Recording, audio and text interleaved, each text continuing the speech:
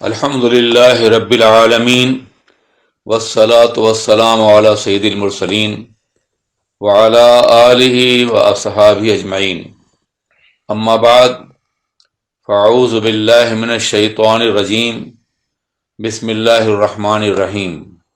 ان اللہ وملائکتہ یصلون علی النبی یا ایہا الذین آمنوا صلوا علیہ وسلموا تسلیما۔ اللہم صل علی سیدنا مولانا محمد معدن جود والکرم وآلہ الکرام اجمعین۔ سامعین کرام، حضرات و خواتین، السلام علیکم ورحمۃ اللہ وبرکاتہ۔ آج سورہ دخان کی چند آیات مبارکہ کا ترجمہ اور مفہوم پیش کرنے کا شرف حاصل کروں گا۔ یہ سورت بھی مکہ مکرمہ میں نازل ہوئی، اس میں 59 آیات اور 3 رکوع ہیں۔ اس سورت کا آغاز قرآن عظیم کے نزول کے حوالے سے ہے، اور اس کے بعد ایک مبارک رات کا تذکرہ ہے۔ یہ مبارک رات کون سی ہے؟ اس سلسلے میں مفسرین کی رائے یہ ہے کہ یہ لیلۃ القدر ہے جو رمضان میں آتی ہے، یا پھر شب قدر ہے جو شعبان میں آتی ہے۔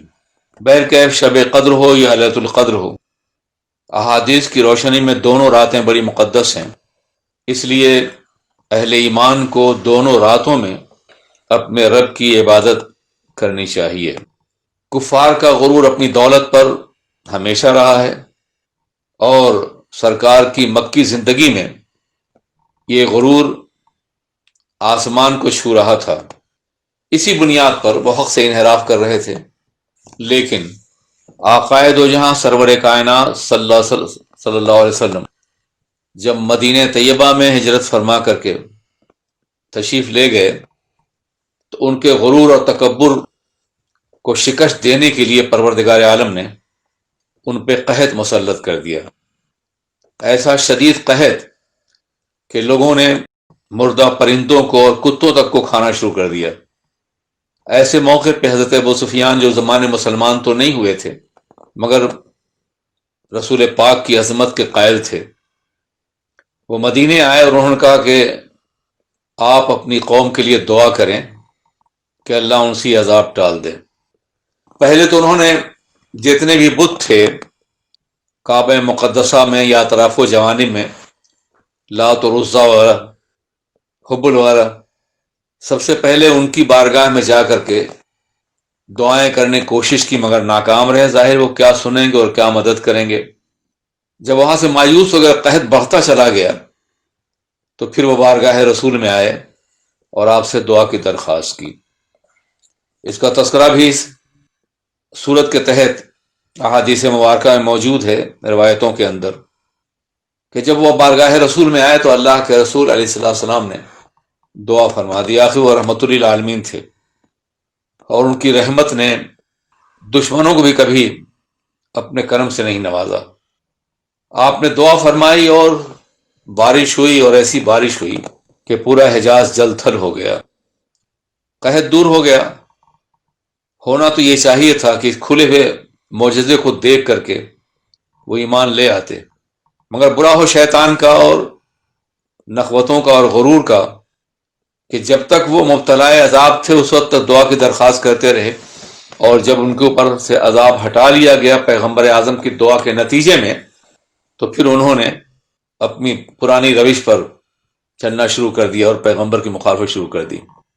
اگر ایسا ہو گیا ہوتا تو بدر و حنین اور خیبر و خندق کی ضرورت نہ پیش آتی، اور مکے والوں کو اپنے جگر گوشے قربان کرنے کی ضرورت نہ پیش آتی دین حق کو مٹانے کے لیے، مگر ایسا نہیں ہوا۔ ان کے غرور نے، ان کے انحراف کے مزاج نے پیغمبر پہ ایمان لانے سے انہیں روکا۔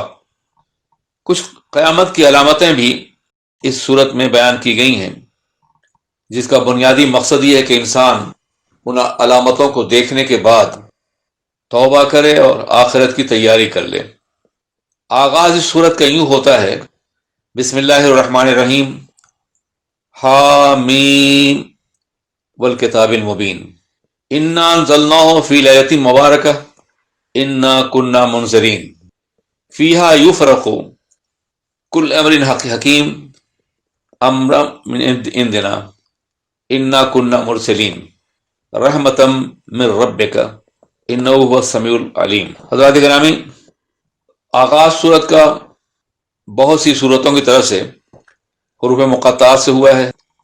اللہ و رسولہ عالم بمرادی، اللہ اور رسول ہی اس کی مراد سے واقف ہیں۔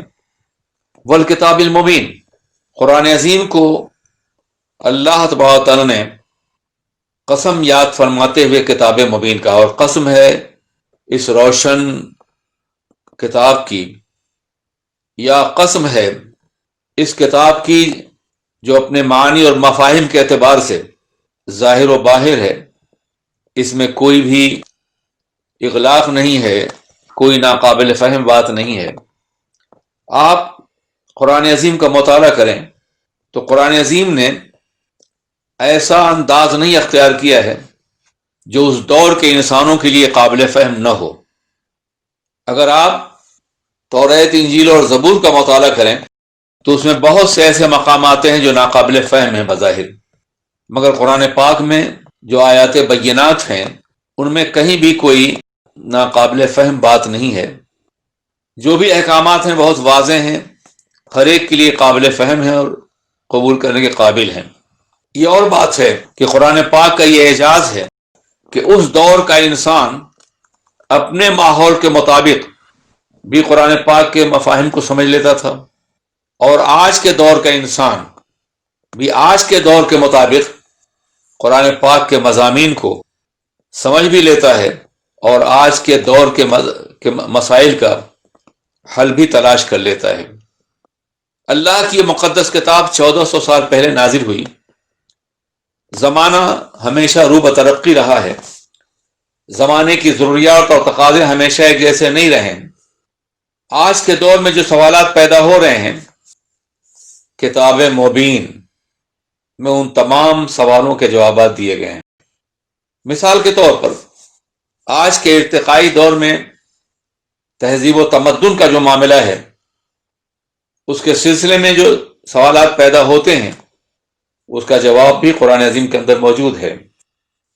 کوئی یہ کہہ سکتا تھا کہ قرآن عظیم آج سے 1400 سال پہلے نازل ہوا ہے، آج کے لیے قانون زندگی کیسے بن سکتا ہے، آج کے سوالوں جواب کیسے دے سکتا ہے، جبکہ ہم یہ دیکھتے ہیں کہ دنیا کی عدالتیں اور دنیا کی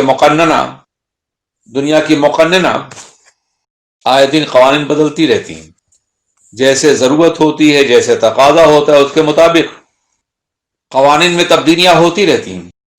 قرآن پاک ایک ناقابل تغیر تبدیل کتاب ہے۔ آج سے 1400 سال پہلے قرآن پاک نازل ہوا، تو آج کے دور کے تقاضوں کو قرآن پاک کس طرح پورا کر سکتا ہے، یا آج کے دور میں جو معاشی، سیاسی، معاشرتی، اخلاقی ضروریات ہیں ان پہ قرآن پاک کیسے پورا اتر کر سکتا ہے۔ حضرات، یہی اعجاز ہے قرآن عظیم کا۔ اس لیے کہ دنیا میں جب لوگ قانون بناتے ہیں، انسانوں کی جماعت یا انسانوں میں افراد، تو وہ صرف اپنے حال کو دیکھتے ہیں، موجودہ زمانے کو۔ ان کے سامنے آنے والا زمانہ نہیں ہوتا۔ آنے والے زمانے کے سلسلے میں کچھ گیس، کچھ قیاسیات، کچھ ظن و تخمین لگا سکتے ہیں وہ، مگر آنے والے زمانے کی پوری پکچر ان کے سامنے نہیں ہوتی، اس لیے کہ وہ کل کو نہیں دیکھ رہے ہیں، وہ آج کو دیکھ رہے ہیں۔ یہی وجہ ہے کل جب نئے حالات پیش آتے ہیں تو انہیں اپنے دساتیر اور قوانین میں تبدیلی پیدا کرنی پڑتی ہے، مگر قرآن اس اللہ کا نازل کیا ہوا ہے جس کے سامنے ہر زمانہ ہر وقت حاضر ہے۔ وہ جس طرح سے حال کو دیکھ رہا ہے، ماضی بھی اس کی نگاہ کے سامنے ہے اور مستقبل بھی اس کی نگاہ کے سامنے ہے۔ اس لیے اس نے جو قرآن نازل فرمایا اور کتاب مبین، اس میں آنے والے تمام مسائل کا مکمل جواب موجود ہے، اور ضروریات کا بھی۔ اگر آپ عیسائیت کا مطالعہ کریں تو آپ یہ محسوس کریں گے کہ 15ویں، 16ویں، 17ویں، بلکہ 16ویں، 17ویں، 18ویں صدی تک چرچ میں اور سائنس میں ایک جنگ رہی ہے. جب بھی سائنسدانوں نے کوئی نئی بات ایجاد کی تو چرچ کے علماء نے ان پہ کفر کا فتویٰ دیا. کئی ہزار افراد جو سائنس کی بنیاد پہ تحقیق اور ریسرچ کر رہے تھے انہیں سولی پہ چڑھایا گیا. کوپرنیکس ہے، گلیلیو ہے. جب بھی کوئی نئی بات آئی تو انہوں نے کہا یہ کفر ہے. مگر کیا اسلام کا یہ کمال نہیں ہے کہ جتنی بھی نئی باتیں ہیں، جتنی بھی نئی ایجادات ہیں، ان سب کی تائید قرآن پاک کے ذریعے سے ہوتی ہے. ان ایجادات کی تائید کرتا ہے قرآن کی یہ تو ہونا ہی تھا، یہ تو اللہ کا فیصلہ ہے. اس کے لیے باضابطہ پہلے سے آیات مبارکہ موجود ہیں.